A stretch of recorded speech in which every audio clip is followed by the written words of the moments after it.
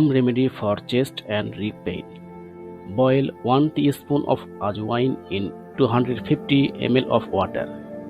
When the water becomes quartered by boiled, let it down and strain it. Consume it hot at night, then cover your whole body and lie to bed. Regular using at twice a day relieves chest pain in 5 to 7 days.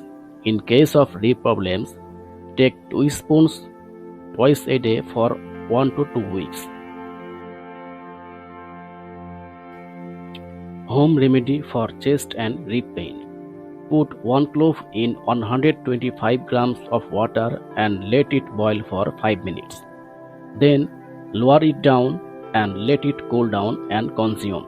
It cures cough, asthma, colds, chest and rib pain and pneumonia. Home remedy for chest and rib pain. Boil 5 basil leaves and cloves in milk. Strain it and feed it to children. It will cure children's rib pain.